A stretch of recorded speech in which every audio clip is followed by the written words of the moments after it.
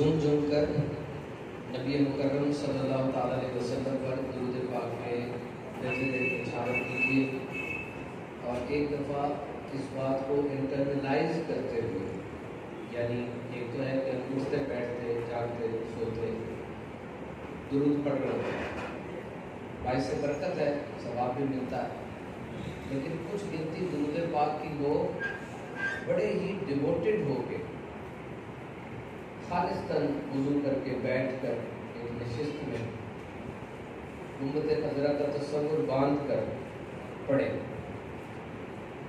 آج کے لیے کانسیپٹ مائنڈ فل کا بہت چل رہا ہے، مائنڈ فل ایٹنگ، کہ آپ جب کھانا کھا رہے ہیں تو کھانے کے علاوہ کچھ نہ سوچیں، کھانے کے متعلق سوچیں، کیونکہ اوور ایٹنگ یعنی زیادہ کھانے کی بڑی وجہ یہ ہے کہ ہماری توجہ کھانے پر نہیں ہوتی، دیگر چیزوں پہ ہوتی ہے، تو کھانا زیادہ کھایا جاتا ہے، تیز کھایا جاتا ہے۔ مائنڈ فل ایکٹیویٹی، کمیونیکیشن کے بہت سے ذرائع ہیں، WhatsApp, email, S M S, face to face call. Best communication یہ ہے کہ جو کمیونیکیشن آپ کر رہے ہیں ایک وقت میں ایک کریں۔ اگر آپ موبائل فون پہ کسی سے بات کر رہے ہیں تو موبائل والے سے ہی بات کریں، اس دوران کسی سے فیس ٹو فیس بات نہ کریں۔ موبائل پر بھی بات کرنا ضروری ہے، اور جب کسی کے ساتھ کھڑے ہو کے بات کر رہے ہیں تو موبائل نہ نکالیں، یہ کھڑے ہونے والے کی بےعزتی ہے۔ وہ دنیا کا اہم ترین بندہ ہے جو سامنے کھڑا ہوا آپ کے، تو obviously درود پاک بھی is a form of communication۔ آپ درود پڑھتے ہیں، حضور اس کو سنتے ہیں، حضور کی بارگاہ میں فرشتے بھی پہنچاتے ہیں، اتنی پیاری فارم آف کمیونیکیشن ہے۔ تو نیت کر لیں کہ دن میں کچھ خاص تعداد میں درود ضرور پڑھیں گے، اور تعداد فکس کر کے پڑھیں گے۔ یہ کہنا کہ میں بہت درود پڑھوں گا، زیادہ سے زیادہ پڑھوں گا، نیت تو بری نہیں ہے، لیکن یہ کوئی ڈیجیٹائز نیت نہیں، آپ نے اپنی نیت کو کوئی ہنسا نہیں دیا، آپ کی اپنی باڈی الرٹ نہیں ہوگی اس کے لیے۔ بزنس ہو، کوئی گول سیٹ کیا جاتا ہے تو اس کو کوانٹیفائی کیا جاتا ہے، بچہ جب یونیورسٹی میں جاتا ہے اس کو سلیبس دیا جاتا ہے تو کوانٹیفائی کیا جاتا ہے کہ اتنے چیپٹر 6 مہینے تک پڑھ لینے ہیں۔ جیت سے پہلے رنز بھی طے کیے جاتے ہیں کہ ہماری ٹیم اتنے رن بنانے کی کوشش کرے گی، بہت سارے رن بنائے گی، یہ نہیں کہتے ہیں تو کوانٹیفائی، ہنسا دے اپنے گول کو۔ اگر آپ اس کو پریکٹیکل کرنا چاہتے ہیں 1000 بار درود پاک پڑھیں گے، 200 بار پڑھیں گے، 10,000 بار پڑھیں گے، آج طے کر کے جائیں، کیونکہ جس کا جتنا ذکر کیا جاتا ہے یاد رکھیں اس سے اتنی محبت بڑھتی چلی جاتی ہے، اور جس سے محبت بڑھانی ہوتی ہے اس کا ذکر کرنا شروع کر دیں، محبت بڑھ جائے گی۔ یہ دونوں طریقے سے ذکر کی برکت ہے۔ اور وہ عبادات جو نبی پاک صلی اللہ علیہ وسلم سے محبت کو بڑھاتی ہیں، وہ عبادات اپنی ٹاپ پریفرنس پہ رکھیں، کیونکہ یہ محبت ایمان نہیں، ایمان کی جان ہے۔ حضور کی سیرت کو پڑھنا ہے، حضور کی نعتیں پڑھنی سننی ہے، حضور پر درود پڑھنا ہے، حضور کا میلاد منانا ہے۔ یہ وہ عبادات ہے جو سرکار دو عالم صلی اللہ علیہ وسلم کی محبت کو بڑھانے والی ہے۔ اللہ تعالیٰ ہمیں نبی پاک صلی اللہ علیہ وسلم کی محبت میں استقامت عطا فرمائے، اور کاش یہ محبت تمام محبتوں سے بڑھ کے ہو جائے۔ جب آپ یہ سنتے ہیں کہ تمام محبتوں سے بڑھ کے ہو جائے، تو فرمایا تم اس وقت تک کامل مومن نہیں ہو سکتے جب تک میں تمہیں تمہارے ماں باپ، جان مال، اولاد سے زیادہ پیارا نہ ہو جاؤں۔ یہ تھیوری ہے، اس کے پریکٹیکلز ہیں، صحابہ کی زندگیاں اس کا پریکٹیکل تھی۔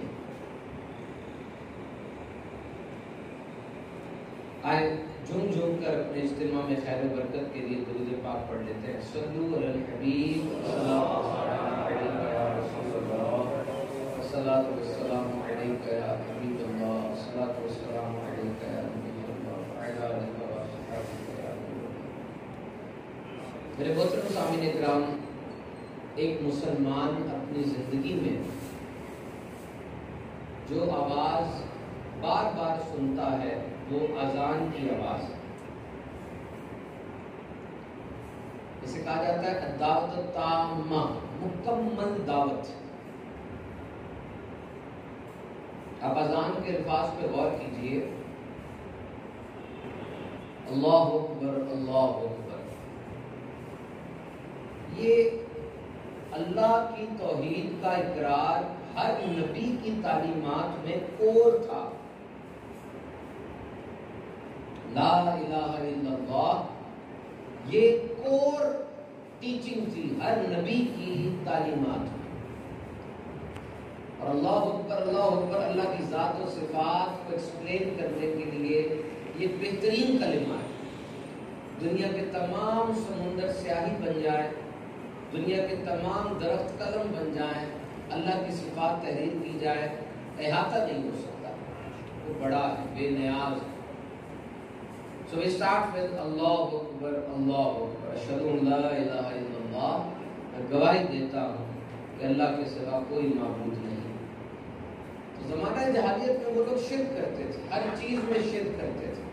قربانی کرتے تھے، قربانی اللہ کی راہ میں دیتے تھے، ایک قربانی بتوں کے قدموں میں دیتے تھے. دعا مانگتے تھے تو ایک دعا اللہ سے مانگتے تھے، ایک دعا بت سے مانگتے تھے. تو فرمایا وہ جو تم بت سے دعا مانگ رہے ہو اور اللہ سے دعا مانگ رہے ہو، تو وہ اللہ سے دعا بھی بت سے دعا مانگنا ہوا، کیونکہ یہ شرک ہے. تم 10% اللہ کی راہ میں دیتے ہو، 10% اس بت کو دے دیتے ہو. تو the core teaching is اشہد ان لا الہ الا اللہ. ہر نبی نے اس کی تبلیغ کی، ہر نبی نے اس بارے میں بتایا. اور پھر جس اللہ کی وحدانیت کا اقرار کر رہے ہو، یہ تو بتاؤ اس تک پہنچنا کیسے ہے. اشہد ان محمد رسول اللہ، کیسے رسائی ہوگی؟ میں نے اللہ کو ڈھونڈنا ہے، کہاں جاؤں؟ آسمان پہ نکل جاؤں، یا وہ جو رشیا کے اندر ایک بور انہوں نے بنایا جو دنیا کا سب سے گہرا مقام کسی سائنٹیفک ایکسپلوریشن کے لیے بنایا گیا ہے، اس کے اندر چلا جاؤں؟ دائیں جاؤں بائیں جاؤں، کہاں جاؤں؟ فرمایا اے پیارے حبیب صلی اللہ علیہ وسلم، یہ میرے بندے جو مجھے ڈھونڈتے ڈھونڈتے آپ تک آ گئے ہیں، بندے میرے ڈھونڈ مجھے رہے تھے، آپ تک گئے، تو ان کو بتا دیں جو آپ تک آئے وہ در حقیقت میرے تک آ گئے. ذاتیں دو ہیں، باتیں دو نہیں ہیں، بات ایک ہی ہے.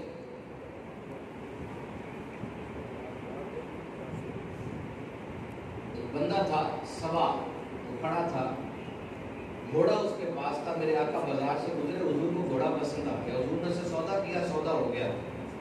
حضور فرمانے لگے یہیں کھڑے ہونا، میں گھر سے پیسے لے کر آتا. تو چلا گیا، اب ادھر ہی کھڑا رہا. حضور گھر آ گئے، پیچھے ایک اور بندہ اس کو ملا اور کہنے لگا یہ گھوڑا مجھے بیچ دے. کہا یہ گھوڑا تو میں مسلمانوں کے نبی کو بیچ چکا ہوں. کہا جھوٹ بول دینا، کوئی گواہ تھا؟ کہا نہیں گواہ کوئی نہیں تھا. کہا پھر جھوٹ بول دینا، مجھے زیادہ قیمت پہ بیچ دے. نبی پاک صلی اللہ علیہ وسلم آئے، آ کر کہا گھوڑا دے دو. کہنے لگا گھوڑا تو میں نے اس کو بیچا ہے. حضور کہتے بھی تو آپ سے بات ہوئی تھی، کہتا ہے آپ کی شریعت اس بارے میں کیا کہتی ہے؟ کیونکہ بات بڑھنے لگی تھی اور وہ یہ نہیں چاہتا بات بڑے، لوگ آ جائیں، کیونکہ اگر لوگ آ جاتے تو سب کو پتا تھا صادق بھی ہے اور امین بھی ہے. اس نے کہا آپ کے مذہب میں کیا ہوتا ہے؟ کہا جو دعویٰ کرنے والا ہوتا ہے وہ گواہ پیش کرتا ہے. تو کہا ٹھیک ہے گواہ پیش کرے. پھر آپ اس سے پہلے کچھ اور بات ہوتی، حضرت حذیفہ وہاں موجود تھے، وہ آگے آئے، کہنے لگے کیا بات ہے؟ بات کا پتہ چلا تو کہنے لگے میں گواہی دیتا ہوں کہ نبی مکرم نے یہ گھوڑا خریدا ہے. بات ختم ہو گئی، مجمع چھٹنے لگا. حضور نے بلایا اور کہا حذیفہ تو وہاں موجود ہی نہیں تھا، تو نے کیسے گواہی دے دی؟ اب صحابی کا عقیدہ دیکھیں آپ.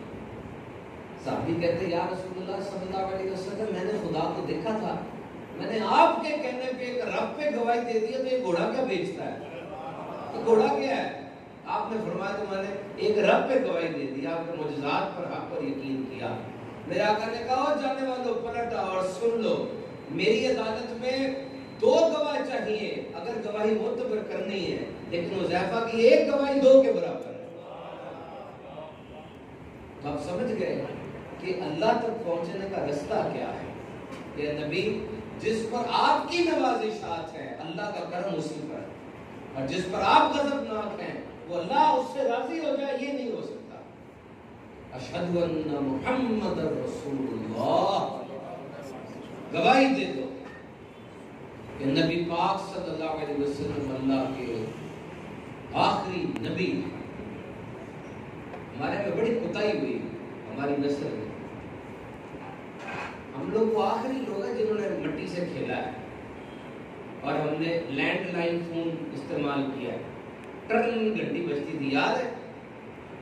بچوں کو بتائے نا وہ کہیں گے یہ پتہ نہیں کون سی پرانی بلیک اینڈ وائٹ فلم کی بات کر رہے ہیں.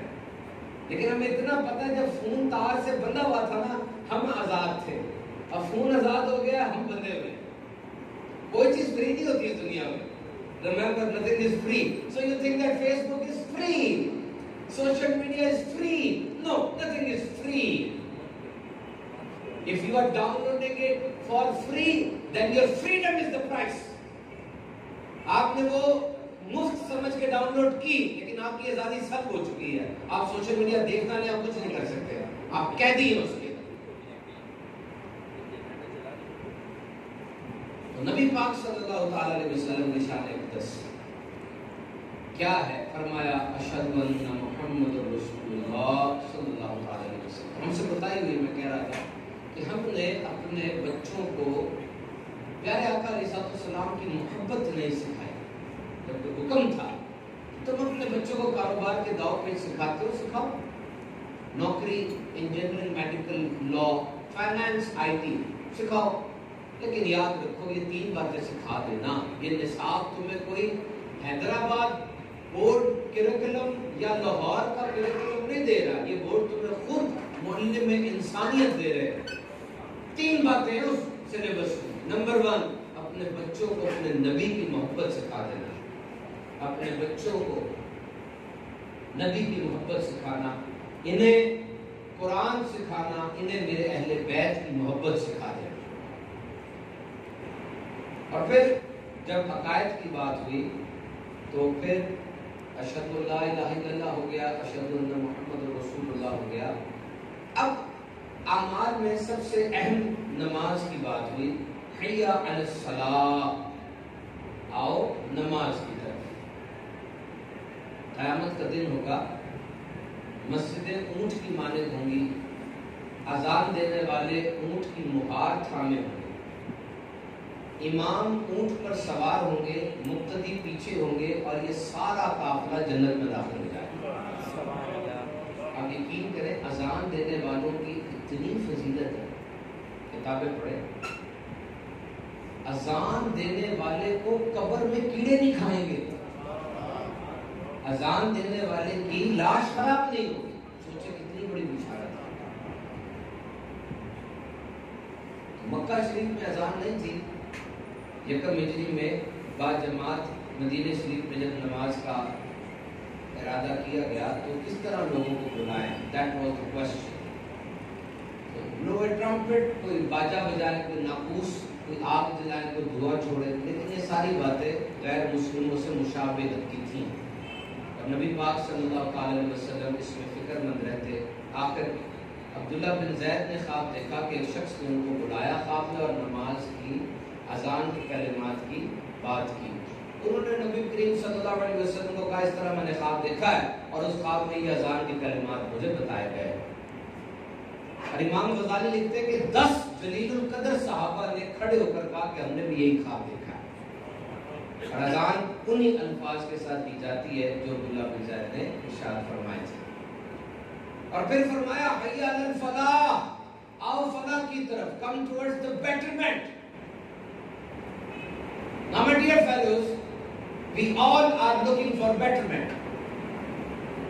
A student who was in matric, he approached us and he asked, what is the best career?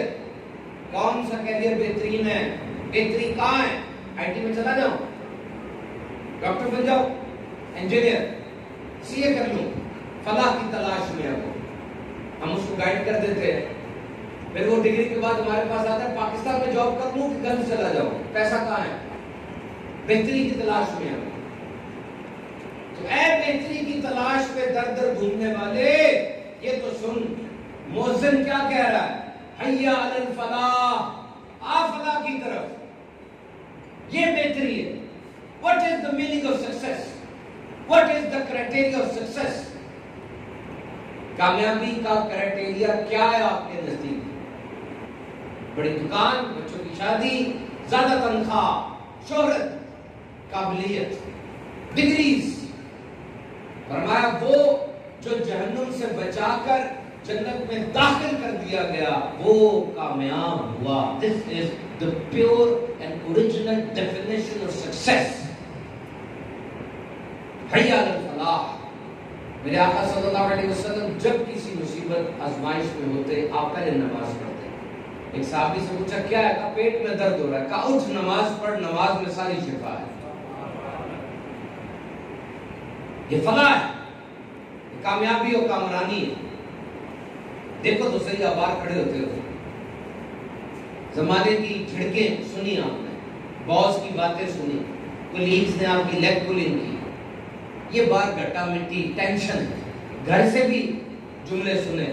کیسا ذہن بن گیا باپ کا؟ اس جکڑے ہوئے ذہن کے اندر آواز آتی ہے حی علی الفلاح، ادھر آ ادھر آ ادھر فلاح دے. آپ گئے، آپ نے ایک طریقے سے اپنے آپ کو صاف کیا جو اللہ نے فرمایا. دیکھو میری بات سنو، اگر تصویر میں کوئی خرابی آ جائے، غور سے سننا، اگر تصویر میں کوئی خرابی آ جائے تو اس تصویر کو لے کے اس مصور کے پاس جاؤ جس نے وہ تصویر بنائی ہے. اسے پتہ ہے رنگ کون سے اوپر نیچے کرنا ہے. تم دنیا کے ہر بندے کے سامنے دل ہلکا کر کے بیٹھے ہوئے. غلطی کیا ہے کہ اللہ کے سامنے رونے سے پہلے تم دنیا کے سامنے رو چکے ہوتے ہو، اور دنیا نے کی تمہاری تو اللہ کی بارگاہ میں جاتے ہو. پہلے کیوں نہیں گئے اللہ کی بارگاہ؟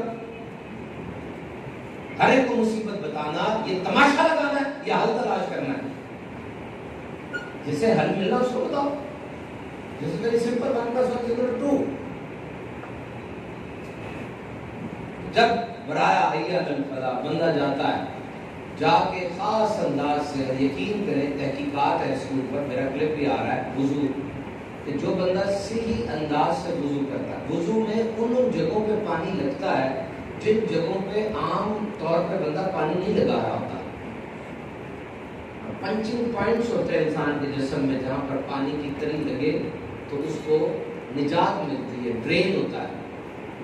اور پھر اب وہ کھڑا ہوتا ہے اللہ کی بارگاہ میں، اور جب اللہ اکبر کہتا ہے وہ یہ کہتے ساتھ دنیا سے اپنا تعلق توڑ لیتا ہے. اب وہ سلام کا جواب نہیں دے گا، چھینک کا جواب نہیں دے گا، دنیا کے کاموں پہ توجہ نہیں دے گا. تو کیا کرے گا؟ اپنے اللہ سے باتیں کرے گا. پڑھو اذان کی اردو ترجمہ پڑھو، باتیں اللہ سے. اور فرمایا جب انسان اللہ کی بارگاہ میں کھڑا ہوتا ہے نا، اللہ فرماتا ہے گناہ الگ کر دو، اس سے ذرا گناہ الگ. میری بارگاہ میں کھڑا نا، پاک صاف ہو کے کھڑا ہو. بندہ کسی بڑے کی بارگاہ میں جاتا ہے تو صاف ہی ہو کے جاتا ہے. یہاں پر کسی بڑے کی بارگاہ میں جا رہے ہیں تو صابن سے رگڑنا صفائی ہے، اور وہ رب ہے، وہ تو دلوں کے بیچ جانتا ہے. تو فرمایا سے گناہ ذرا الگ کر دو. فرشتے الگ کر دیتے کہ ذرا صاف شفاف کھڑا ہو. اب جب نماز پڑھ لیتا ہے، جانے لگتا ہے، فرشتے کہتے ہیں مالک یہ گناہ تھے اس کے. کہا یہ واپس پھینک دو، بس نماز پڑھ لی، ہم نے معاف کر دی. شان کتنی بڑی ہے. درخت کھڑا عبادت میں، قیام میں درخت کھڑا ہے، اس کو جھکا نہیں سکتے، ٹوٹ جائے گا. بہت بڑا ماؤنٹ ایورسٹ ہے، وہ بھی سجدہ نہیں کر سکتا. اتنا بڑا پہاڑ ہے، اتنی بڑی گائے بھی آپ لے کر آئیں گے اینٹ پر، اتنا وزن ہے اس کا، رکوع سجدے نہیں کر سکتے. ایک خاص اس کی انجینئرنگ ایسی ہے، ایک ہی جگہ کھڑی رہے گی. اب اپنی حالت پہ غور کرو. لقد خلقنا الانسان فی احسن تقویم، تمہیں تو بہترین صورت پر بنایا نا. تو کبھی کھڑے ہو کے اس کی کبریائی کا بیان کرو، الحمدللہ رب العالمین پڑھو. کبھی رکوع میں جا کے اس کی عظمت کا اقرار کرو، کبھی سجدے میں گر کے اس کے اعلیٰ ہونے کی بات کرو، کبھی اتحیات پہ بیٹھ کے اس کے حبیب پہ درود پڑھو. ہر رخ، ہر اینگل پہ تم عبادت کر سکتے ہو. حی علی الفلاح، آؤ فلاح کی طرف. سورہ مائدہ میں کہ جب تم نماز کے لیے اذان دیتے ہو تو یہ اس کو ہنسی مذاق اور کھیل بنا لیتے ہیں، یہ اس کے لیے یہ لوگ بالکل بے عقل ہیں۔ جب سرکار دو عالم صلی اللہ علیہ وسلم کا مؤذن نماز کے لیے اذان دیتا، مسلمان اٹھتے تو یہودی ہنستے مذاق اڑاتے۔ یہ پارٹیشن سے پہلے ہندو بھی یہ کیا کرتے تھے، جب اذان ہوتی تو باجا بجاتے تاکہ مسلمانوں تک آواز نہ جائے۔ تو مدینہ طیبہ میں جب مؤذن اذان میں اشہد ان محمد رسول اللہ کہتا تو ایک نصرانی کہتا جل جائے جھوٹا، استغفر اللہ۔ ایک رات اس کا خادم آگ لایا تو ایک شرارہ اڑا اور وہ بندہ جل گیا۔ تو اذان اسلام کی علامت ہے، جہاں بھی اذان ہوتی ہے وہاں پر پتہ چلتا ہے کہ مسلمانوں کی آبادی ہے۔ آئیے میں آپ کو کچھ یادگار اسلامی تاریخ کی اذانیں سناؤں، بتاؤں کہ کیسی اذان دی گئی تھی۔ نماز کا وقت ہو گیا جی، نبی پاک صلی اللہ علیہ وسلم بلال سے کہتے بلال آؤ اور آ کے اذان دو۔ حضرت بلال رضی اللہ تعالیٰ آ کے اذان دیتے ہیں تو ادھر کچھ بچے کھیل رہے تھے، ان میں حضرت ابو محذورہ بھی تھے، بچے تھے کھیل رہے تھے۔ انہوں نے حضرت بلال کی نقل اتارنا شروع کر دی۔ جو نقل اتاری میرے آقا نے فرمایا ذرا بچوں کو میرے پاس لے کر آؤ۔ بچے تو بھاگ گئے۔ روایت میں آتا ہے کہ زبیر بن عوام حضرت علی اور حضرت عمر فاروق کو کہا کہ جاؤ بچوں کو لے کر آؤ۔ وہ بچوں کو گھیر گھار کے لے آئے۔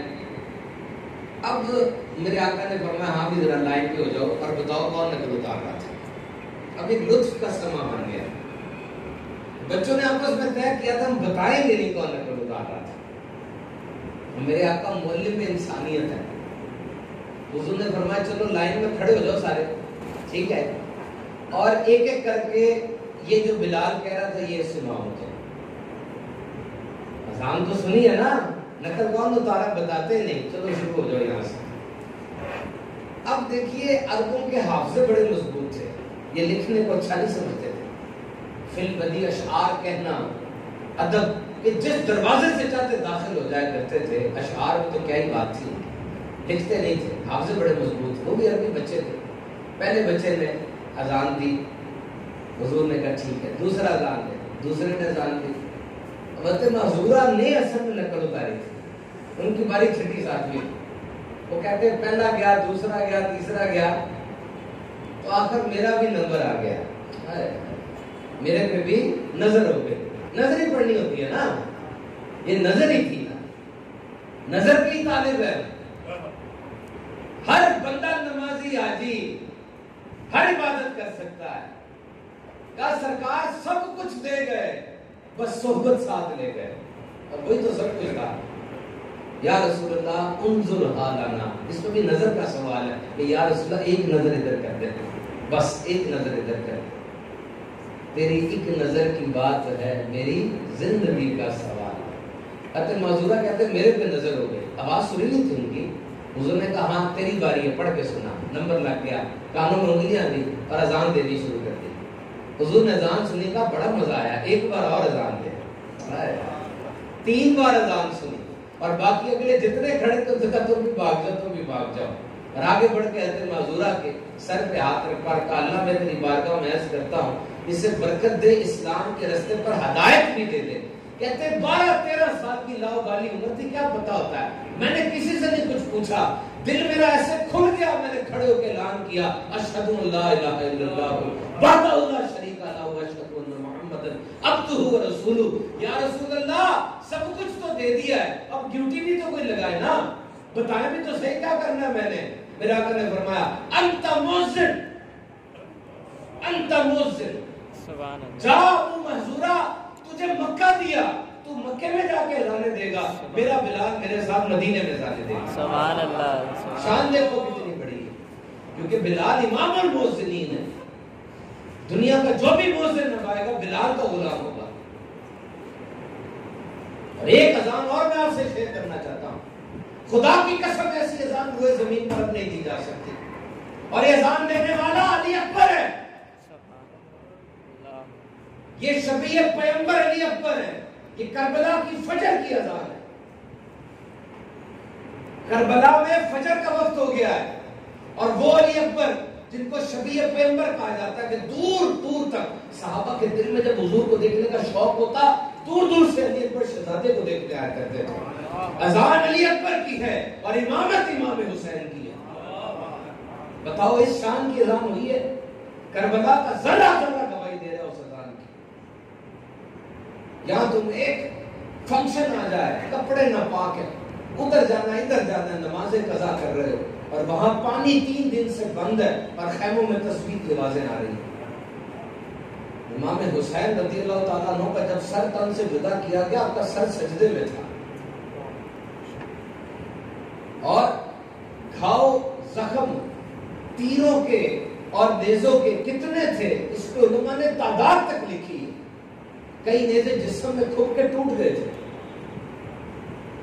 سجدے سے پیار کتنا تھا. نبی پاک صلی اللہ علیہ وسلم اپنے نانا کے دین کا پاس کتنا تھا. سوچو ایک دفعہ اگر یہ دین جو کہ بدر و حنین سے ہوتا ہوا کربلا کا بھی چکر لگا کے ہمارے گھر آیا تھا. یہ دین بڑا سمجھدار ہے, کسی غیر مسلم کے دروازے پر دستک نہیں دیتا, یہ ہمارے دروازے پہ دستک دیتا اور کہتا مجھے رہنے کے لیے جگہ چاہیے. تم اپنے منہ سے نہیں لیکن زبان حال سے کہتے ہو کہ اے دین میرے گھر میں تیرے لیے جگہ نہیں ہے, میرے گھر میں حقوق غصب ہو رہے ہیں, میری پردہ اسکرین پہ شیطان ناچ رہا ہے, تو بڑا حساس ہے. جب کوئی زنا کرتا ہے دین اس کے دل سے نکل جاتا ہے. تو دل میں رہنے کا روا نہیں ہے, گھر میں کیسے رہے گا. اور پھر سوچو اگر قیامت کے دن امام حسین کھڑے ہو گئے اور کہنے لگے اے میرے نانا جان, میں نے تو کربلا جا کے سارا خاندان تاخت و تاراج ہو گیا, دین زندہ ہو گیا آپ کا. روئے زمین پر ایک بھی مورخ کی دعویٰ نہیں کر سکتا کہ کربلا میں کون ہارا کون جیتا. بیضا کے مقام پہ کیا تھا, حسین لوٹ جائیے, خون اترا ہوا ان کی آنکھوں میں. امام حسین نے کہا, یہ کبھی نہیں کہا کہ حسین یزید کی بیعت نہیں کرے, کہا حسین جیسا یزید جیسے کی بیعت کیسے کرے. گاندھی کھڑا ہوا کہتا میں تاج برطانیہ کے خلاف لڑائی کروں گا. لوگوں نے کہا پاگل ہوا, ان کا سورج ہی غروب نہیں ہوتا. اس کے جملے آج بھی کانسٹیٹیوشن میں لکھے ہوئے. اس نے کہا I have learned to be a successor being oppressed from Muslims. حسین تعداد سے جیت نہیں ہوتی, کربلا کی مثال دیتا. ڈیوڈ کاپرفیلڈ اور بہت سی شعراء افاق ناولز کا رائٹر چارلز ڈکنز لکھتا ہے کہ مت کہو that was a battle of throne. او نادانو, اس جگہ کو تخت اور تاج کی جنگ نہ کہو. علی اصغر کو لے کر اور بیویوں کو لے کر کوئی جنگ میں آتا ہے. جب امام حسین کا سر اقدس کاٹ کے نیزے سے اوپر کیا گیا, یزیدیوں نے شادیانے بجائے کہ ہم جیت گئے. انہی کے لشکر میں سے آواز آئی, یہ کیسی جیت ہے, سر کٹ کے بھی سب سے بلند ہے. سبحان اللہ, سر تو سب سے بلند ہے نا, یہ کون سی جیت ہے. میں یہاں چھوٹی سی بات آپ کو بتا کے پھر اپنے مقصد پر آتا ہوں. یاد رکھنا, پیسہ, شہرت, عہدہ اور حسن, یہ چیزیں تاریخ اسلام میں نہیں, تاریخ انسانی میں بڑا ادھم مچا کے گئی ہے. یہ مس مینج ہو جائے نا, فرعون, حامان, یزید پیدا ہوتے ہیں. مولانا رومی لکھتے ہیں قسم خدا کی فرعون جتنی اور قارون جتنی دولت نہیں ہے, ورنہ کئی خدائی کے دعوے اس دور میں بھی ہو جائیں گے. مس مینج نہ کرو, don't miss manage these things. اور اب اپنے آپ پہ سوچ کے دیکھو کہ اگر یہ حسین نے فرمایا رضی اللہ تعالیٰ عنہ کہ اے نانا جان, میں نے تو کربلا جا کے آپ کا دین زندہ کیا, ان مسلمانوں نے گھر میں رہ کے دین کو بے گھر کر دیا. اپنے اعمال پہ سوچو. سب سے پہلے سیلف ڈیولپمنٹ کی بات کرو. توبہ کیوں نہیں کرتے؟ ابو اسحاق فراسی رحمۃ اللہ تعالی علیہ فرماتے ہیں میرے پاس ایک بندہ آیا کرتا تھا, اس کا آدھا چہرہ کپڑے سے ڈھپا ہوتا. ایک دن میں نے اس کو کہا چہرہ تو دکھا, یہ کوئی نامحرم بیٹھے, چہرہ دکھا. کہنے لگا مجھے امن دے. میں نے اس کو امن دے دیا. اس نے چہرہ ہٹایا, تو یہاں پر کالا نشان تھا اور 5 انگلیاں تھیں. میں نے کہا کیا ہوا؟ کہنے لگا میں کفن چور تھا. ایک دن ایک نیک بیوی کا انتقال ہوا, قبر میں اس کو دفنایا, میں چوری کرنے اس کا کفن گیا, اس کا کفن کھینچتا تھا, کفن نہیں کھینچتا تھا. اس عورت نے ہاتھ اٹھایا, رکھ کے مجھے تھپڑ نصیب کیا. یہ نشان اس کا ہے, سلگتا ہے, میں اس کو چھپا کے رکھتا ہوں. امام ابو اسحاق فرازی نے یہ واقعہ امام اوزاعی عظیم محدث کی بارگاہ میں پیش کر دیا. امام اوزاعی نے کہا اس کفن چور سے پوچھو کہ جب وہ مسلمانوں کی قبر کھودتا تھا کتنوں کے منہ وہ قبلے سے پھرے ہوتے تھے؟ کفن چور نے کہا بہت سو کے پھرے ہوتے تھے. امام اوزاعی نے کہا ان للہ و انا الیہ راجعون, سن لو جس کا منہ کعبے سے پھرا اس کا خاتمہ ایمان پر نہیں ہوا. تم کس چکر میں ہو؟ یہ لاپرواہی اتنی زیادہ کیوں ہے؟ ہر دولت کی تمہیں فکر ہے کہ وہ دولت مجھ سے چھن نہ جائے, اور یہ تمام دولت کی اصل ایمان, اس کی حفاظت کی کوئی فکر نہیں ہے. خدا کی قسم یہ اگر چھن گئی پاس رہ کیا جائے گا؟ توبہ کی طرف آؤ, توبہ کرتے رہا کرو, کچھ چیزیں کرتے رہا کرو, دعا روز مانگا کرے, طے کرے. Just try to make a connection. دعا روز مانگیں گے, اللہ سب کچھ جانتا ہے, لیکن اس کا حکم ہے کہ مجھ سے مانگو. وہ جانتا نہیں آپ کی, وہ جو دل کے وسوسوں سے باخبر ہے, جو شارک سے زیادہ قریب ہے, وہ آپ کی ابتدائی نہیں جانتا. کیسے ہو سکتا ہے؟ وہ بچہ جو آنکھ کھولتا ہے, وہ بیج جو پھوٹ کر ذرا سی قلم اس کی ذرا سا پتا زمین سے باہر آتا ہے, اللہ کے تحت قدرت ہے, سب جانتا ہے, لیکن اس کا حکم ہے کہ مجھ سے مانگو نہیں تو میں غضبناک ہوں گا. روز دعا مانگا کرے, سائڈ پہ ہو کے, سائڈ پہ ہو جائے کرے, سائڈ پہ. حضرت موسیٰ علیہ السلام کو اللہ نے کہا طور پہ آ, طور پہ آ تو راز و نیاز کی باتیں ہوں گی. یہ ہجوم اور بھیڑ میں محبت نہیں ہوتی. طور پہ آ, وہاں اکیلے ہوں گے, وہاں بات ہوگی, فکس کی جگہ. سائڈ پر بیٹھ جائے, اپنے دکھ درد صرف اللہ کی بارگاہ میں رکھ. اور دوسری بات, توبہ کرتے رہا کرے. What is توبہ؟ 3 steps. علم, ندامت, ارادہ, acknowledge your sin. مانو میں نے یہ گناہ کیا. نمبر 2 اس پہ ندامت کا اظہار کرو, اور نمبر 3 اب ارادہ کرو میں گناہ نہیں کروں گا. changed behavior. توبہ کا مطلب ہے changed behavior. تمہارا رویہ بدلنا چاہیے. 2 دوست تھے, لڑ پڑتے, کہتے ہیں معافی نہیں مانگتے ایک دوسرے سے, ہم بس اپنا رویہ بدل لیتے, اگلے کو خود ہی پتہ چل جاتا. رویہ بدلنا چاہیے آپ. توبہ غموں سے نجات دیتی ہے. ایک توبہ ہوتی ہے برائی سے اچھائی کی طرف, ایک توبہ ہوتی ہے اچھائی سے مزید اچھائی کی طرف. میرے آقا نے فرمایا میں محمد صلی اللہ علیہ وسلم میں دن میں 70 بار توبہ کرتا ہوں. گناہ کا مائکرو بھی وہاں سوچا بھی نہیں جا سکتا. تو توبہ کیا ہے؟ کیوں توبہ ہو رہی ہے؟ اس لیے کہ نماز روزے کی طرح یہ بھی عبادت ہے, اور حضور عبادت کر رہے ہیں. میں تمہارا نبی دن میں 70 بار توبہ کرتا ہوں. جتنا خوف خدا اس سینے میں تھا, خدا کی قسم روئے زمین پر کسی انسان کے سینے میں اتنا خوف نہیں ہو سکتا جتنا ذکر اس زبان پر تھا. تو توبہ تمہیں غموں سے آزاد کر دے گی. توبہ تمہیں باہر سے رزق دلوائے گی جو تمہارے گمان میں بھی نہیں ہوگا. اور سچی توبہ اللہ کے ایسی مقبول ہے, اللہ تمہارے اعضاء کو بھلا دے گا وہ گناہ. زمین پہ جا کیو گے, زمین کو بھلا دے گا وہ گناہ, فرشتوں کو بھلا دے گا. اور جب تم اللہ کی بارگاہ میں حاضر ہوگے پاک صاف ستھرے ستھرائے ہوگے. توبہ اتنی بڑی چیز ہے, لیکن وقت صرف موت تک کا ہے, لمٹ ایکسپائری ہے, اور موت کا چونکہ پتہ کوئی نہیں ہے. تو توبہ میں سستی کرنے والا بڑا نادان ہے, بہت نادان ہے. نصیب والوں کو توبہ نصیب ہوتی ہے. دعا کا میں نے آپ سے کہا روز مانگے, توبہ کا میں نے آپ سے کہا روز کر لیا کرے. اللہ کے کسی نیک بندے کی بارگاہ میں جہاں آپ کو پتہ چل جائے کہ میں نے توبہ کرنی ہے وہیں توبہ کرنی ہے. لیکن اس کی ایک جگہ بتائی گئی حدیث میں. اس طرح سوالوں کے جواب مختلف ہوتے ہیں. ایک بندہ آیا اور آپ کو کہنے لگا حضرت عباس سے, بتائیے سب سے اچھا دن کون سا ہے؟ وہ کہنے لگے جمعے کا دن ہے, عید ہے, چمکتا دمکتا ہے, دعاؤں کی قبولیت ہے اس میں. وہ شخص مولا کائنات حضرت علی مرتضیٰ رضی اللہ تعالیٰ عنہ کے پاس گیا، کہنے لگا بتائیے سب سے اچھا دن کون سا؟ مولا کائنات نے فرمایا تو عباس کے پاس سے بھی ہو کے آیا، کیا جواب ملا؟ کہا جی جمعہ کا انہوں نے کہا سن لے قسم خدا کی، دنیا کے فقیر اکٹھے ہو کے آ جائیں عباس جیسا جواب نہیں دے سکتے، لیکن میرا جواب مختلف ہے۔ کہا فرمائیے، کہا سن لے وہ دن جس دن ایک مسلمان کی توبہ قبول ہو جائے وہ سب سے بہترین دن ہے۔ حدیث پاک میں اس بندے کا ذکر آتا ہے جس نے 100 قتل کیے تھے، 99 بندوں کا قاتل تھا، توبہ کا خیال اسے وہ جا رہا تھا، کہتا ہے وہاں پہ کچھ لوگ بیٹھے تھے، ان کے پاس جاؤں گا، جا کے توبہ کروں گا۔ ان کے پاس گیا، بتایا کہ میں 99 بندوں کا قاتل ہوں، توبہ کرنی ہے۔ 99 بندوں کا قاتل، تیری توبہ نہیں ہے، اس نے اسے بھی قتل کر دیا، 100 پورا۔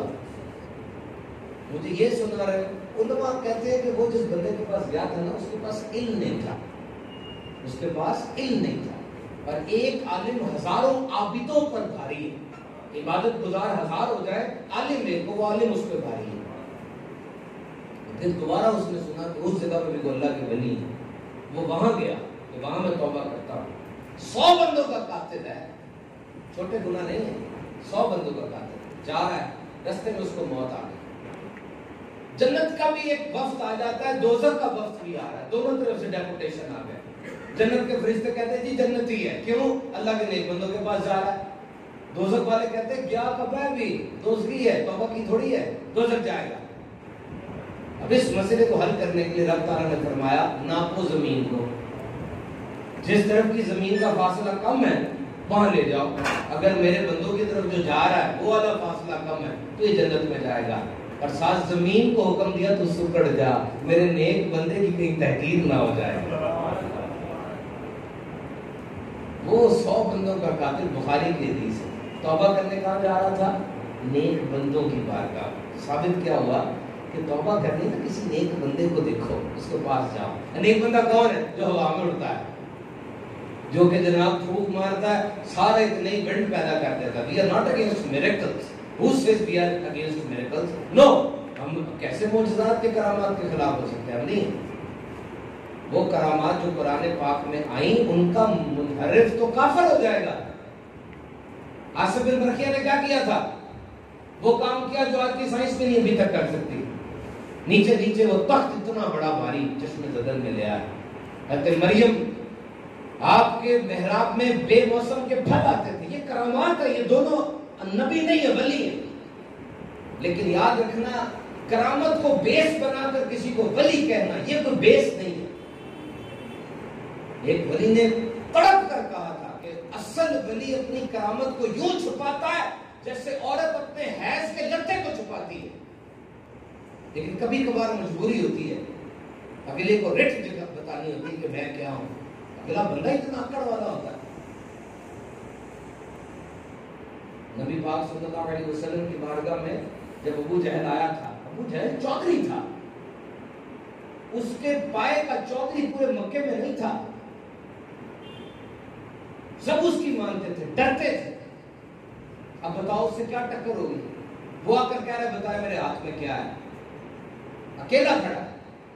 میرا کا فرماتے میں بتاؤں تیرے ہاتھ میں کیا ہے؟ تیری ہاتھ والی چیز بتائے میں کون ہوں۔ اشارہ کیا، پتھر سے کلمہ پڑھنے لگے، کیوں؟ اس کو بتانا تھا میں کون ہوں۔ تو اللہ کے ولی کی نشانی سب سے بڑی یہ ہے کہ وہ کبھی سنت قضا نہیں کرے گا۔ باعزید بستامی نے خربوزہ نہیں کھایا، کہا حضور سے تو خربوزہ کھانا ثابت ہے، کہا یہ نہیں پتا کہ پھاڑ کے کھایا کہ چیر کے کھایا، یہ نہ ہو کہ اس کرتے کرتے میری سنت قضا ہو جائے۔ ہر کام کو کرنے کا طریقہ ہے نا، مختلف طریقے ہوتے ہیں، ہر کام کو کرنے کے مختلف طریقے ہیں۔ تو اور میں آپ کو یہ بتا دوں کہ دنیا کا جب بھی کوئی بندہ آ کے تم سے یہ پوچھنا ہے ہر کام کو کرنے کے مختلف طریقے ہیں، اگر آپ مجھے سب سے بہترین طریقہ بتاؤ، آنکھیں بند کر کے بغیر سوچے کہنا کہ اس کام کو جس طریقے سے نبی برحق نے کیا وہ بہترین طریقہ ہے۔ تم کھانا کھاتے ہو، کوئی چاپ سٹک سے کھا رہا ہے، کوئی چمچ سے کھا رہا ہے، کو بس میرے آقا نے ہاتھ سے کھایا ہے۔ چمچ سے کھانا حرام نہیں ہے، لیکن ہاتھ سے کھانا بہترین ہے۔ پانی دنیا پوری 7 ارب لوگ پی رہے ہیں، میرے آقا نے جس طرح پانی نوش فرمایا وہ بہترین ہے۔ ہر بندہ شادی کر رہا ہے، لیکن جو رویہ بیویوں سے حضور نے رکھا وہ نبیوں کا، وہ رویہ سب سے بہترین ہے۔ تجارت سارے کر رہے ہیں، لیکن جو رویہ میرے آقا نے رکھا وہ تجارت کا بہترین ہے۔ تو اللہ کا ولی وہ ہوگا جس کو دیکھ کے رب یاد آ جائے گا، جو کبھی بھی سنن مستحبات ایک بھی جگہ پر کسی بھی سنت کا تارک نہیں ہوگا۔ دونوں کو دوستی رکھا کریں۔ اپنے بیان کو سمیٹتے ہوئے میں آپ سے یہ عرض کروں گا، کوئی نہ کوئی دوستی رکھے نیک بندوں سے۔ فرمایا خود نیک بنو، اور اگر تم کمی محسوس کرتے ہو تو کم از کم ان سے سلام دعا تو رکھو یار، کوئی جان پہچان تو رکھو۔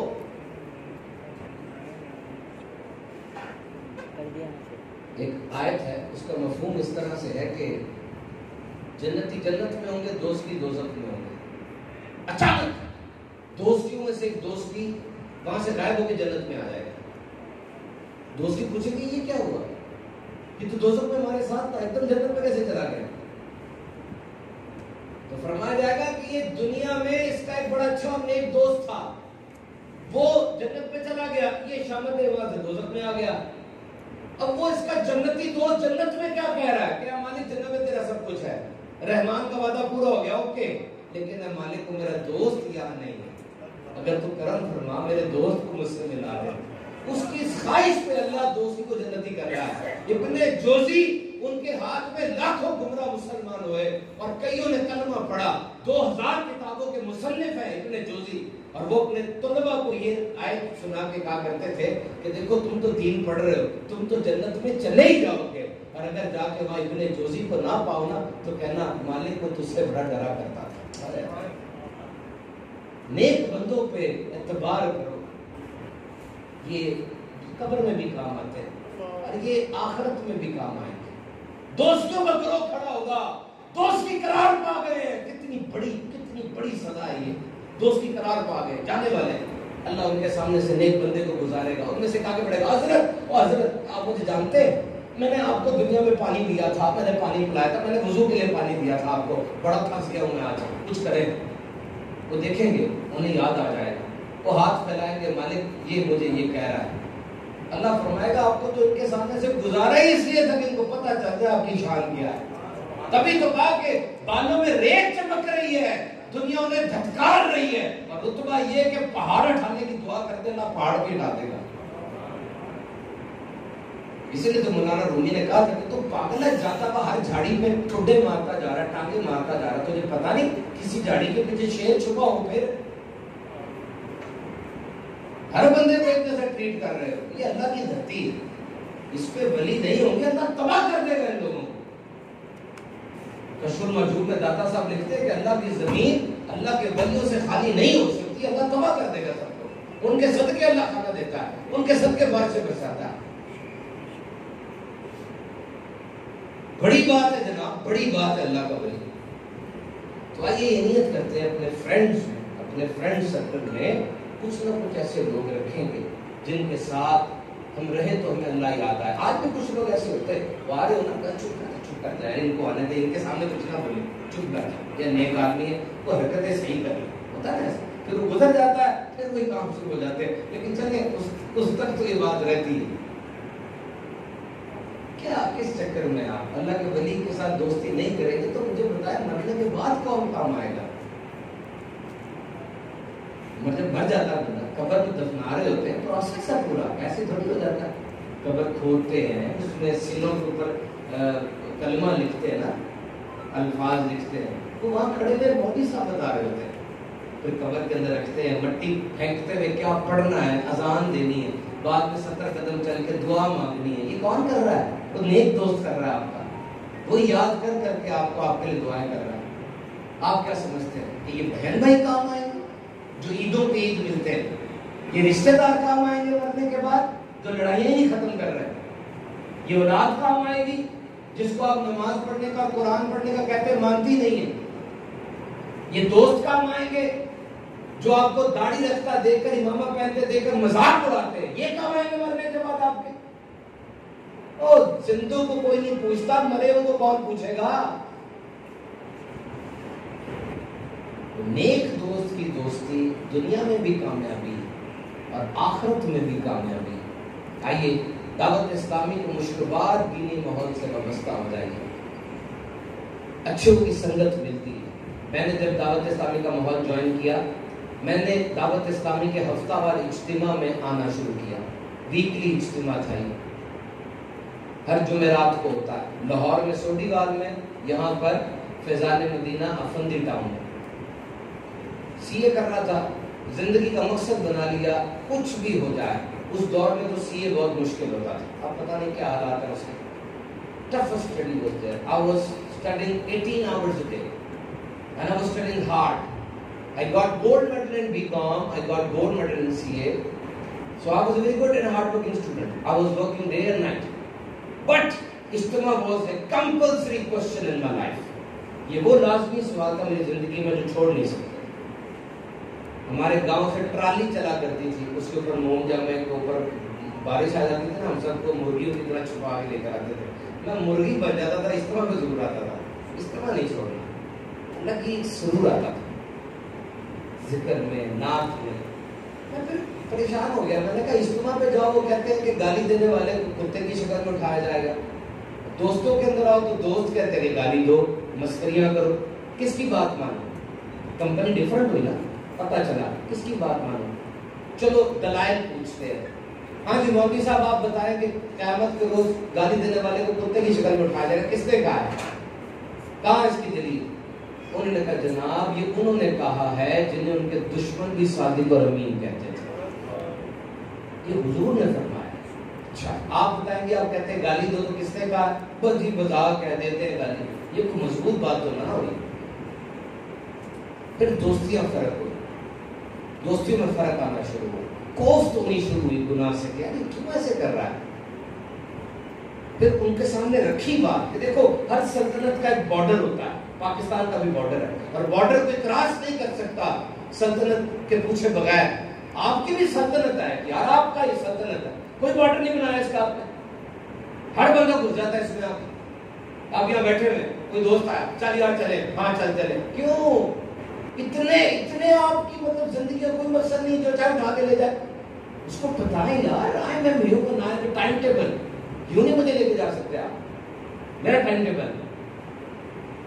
फिर दोस्तों में खुद ही छांटी शुरू हो गई, जिसने नए वर्जन को एक्सेप्ट किया वो दोस्त रहा, और जिसने एक्सेप्ट नहीं किया तो मुझे इतना पता है कि आपकी जिंदगी तब्दील तब होती है जब तीन चीजें आप बदल देते हैं। कुछ दोस्त बदलने जिंदगी बदल जाएगी, कुछ खाने बदलने जिंदगी बदल जाएगी, और कुछ आदतें बदल जाए जिंदगी बदल जाएगी। बस